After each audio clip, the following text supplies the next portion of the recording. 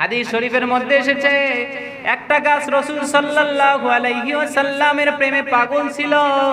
সে গাছটার নাম হলো উস্তুনে হান্নানা। কি নাম? সকলে বলেন কি নাম? উস্তুনে হান্নানা। গাছটার নাম হলো উস্তুনে হান্নানা। এই গাছটার মধ্যে হেলান দিয়ে আল্লাহর নবী বয়ান করত। কি করত? আলোচনা করত, খুতবা দিত এই গাছটাকে হেলান দিয়ে। রাসূল সাল্লাল্লাহু আলাইহি সাল্লামের কোন এক সাহাবী তাকে মেম্বার বানিয়ে দিল। তারপরে উস্তুনে হান্নানার কাছে আর বক্তব্য রাসূল সাল্লাল্লাহু আলাইহি সাল্লাম দিতেন না। একটা মেম্বার বানিয়ে দিয়েছে, ওখানে দাঁড়ায় বর্ণনা করতেছেন, বয়ান করতেন, ওয়াজ করতেন। সাহাবীরা শুনতে পাইল ওই উস্তুনে হান্নানার কাছ থেকে কান্নার আওয়াজ শোনা যায়। কিসের আওয়াজ?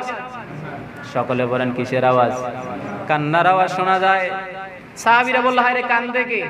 বাচ্চাদের মতন ফোফায় ফোফায় কান্দে। কে কান্দে? কে? ডানে তাকায় কেউ নাই, বামে তাকায় কেউ নাই।